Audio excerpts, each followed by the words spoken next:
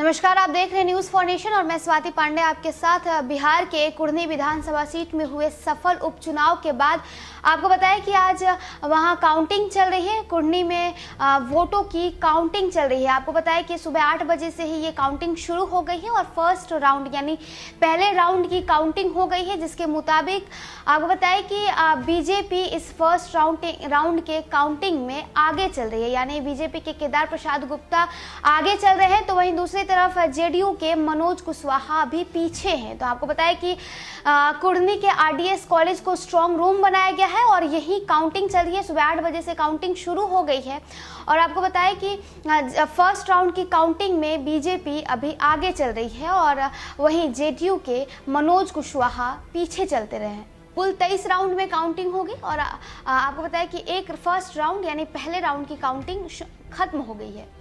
कुढ़नी विधानसभा उपचुनाव के लिए मतगणना गुरुवार यानी आज 8 दिसंबर को शुरू हो गई है। सुबह 8 बजे से ही मतगणना शुरू हो गई है। चुनाव के नतीजे आज दोपहर 2 बजे तक आने की उम्मीद है। मुजफ्फरपुर के आरडीएस कॉलेज में मतगणना को लेकर सभी तैयारियां पूरी कर ली गई है और जिसके बाद अब काउंटिंग भी शुरू हो गई है। पटना में चुनाव आयोग भी कंट्रोल रूम के जरिए इस पर नजर रखेगी। नतीजे आने से पहले राजनीतिक पार्टियां न सिर्फ अपने उम्मीदवारों की जीत का दावा कर रही हैं, बल्कि एक दूसरे पर तंज भी कस रही हैं।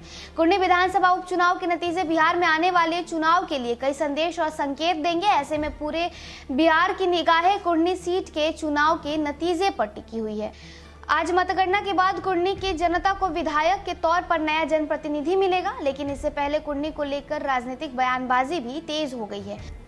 आपको बताते चले कि आज सुबह 8 बजे से ही कुढ़नी विधानसभा के लिए मतगणना शुरू हो गई है। हालांकि इससे पहले राजनीतिक बयानबाजी और जीत की दावेदारी तो हर पार्टी ही कर रही है। नेता एक दूसरे पर निशाना भी साध रहे हैं। नेता प्रतिपक्ष विजय कुमार सिन्हा कह रहे हैं कि ईवीएम का रोना रोएंगे, जो भी जनता संदेश देगी उसे स्वीकार करेंगे। और लेकिन वहीं दूसरी तरफ सत्ता पक्ष ने इस चुनाव में प्रशासनिक अराजकता दिखाई और जातीय उन्माद का भी सहारा लिया। बावजूद इसके बीजेपी के उम्मीदवार ही जीती, ये ऐसा कहना है नेता प्रतिपक्ष विजय सिन्हा का। आपको बताएं कि नेता प्रतिपक्ष के बयान के बाद अब आरजेडी ने भी निशाना साधते हुए भाजपा की भाषा में यह स्पष्ट कहा है कि बीजेपी चुनाव हार गई है और अब अनर्गल बयानबाजी कर रही है, जबकि जदयू ने भाजपा पर तंज कसते हुए कहा कि वे किस बात का सहारा लेते हैं। चुनाव में जातीय उन्माद का आरोप लगाने वाले लोग खुद धर्म का सहारा लेकर वोट की गोलबंदी में लगे रहते हैं।